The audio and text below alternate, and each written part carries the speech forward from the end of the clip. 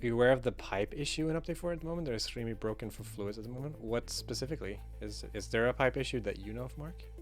No, No. and nothing should have changed either. I feel like the biggest issue, or if anything, with pipes is that they're not super easy to understand what's going on. And I guess that's the problem with fluid dynamics in general.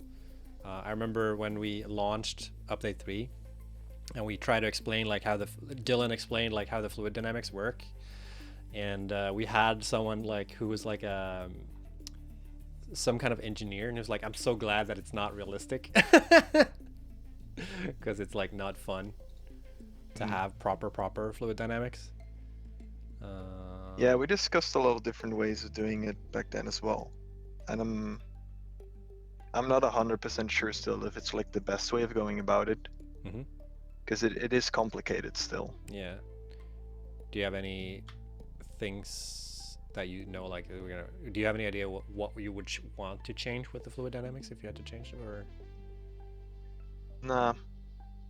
I mean, I That's guess kind of the problem, right? Because you want all these things that it can do. You kind of want to have the whole head lift stuff, which is the main thing I think that actually makes it complicated. Right. It's like, why does it flow? Why doesn't it flow? Why? And it oscillates as well, which is actually kind of fucking people up. That they're not directional. They just go wherever they can, Right. which is what fluids inside of pipes do. But you kind of always feel that when you connect it to an output and then to an input, it's just gonna go from one place to the other. But depending on how you set that up and what kind of shenanigans you do, it might not behave as you expect. Right. So the question might have been due to the fact that we moved the model, the mesh for. Okay, so if it's the same person or not, I'm not quite sure because I actually lost the previous question. But they're no longer connected to my water pumps. They still work, but they're like skewed. That has to do with the fact that the model, the actual like the water extractor model, was not like centered.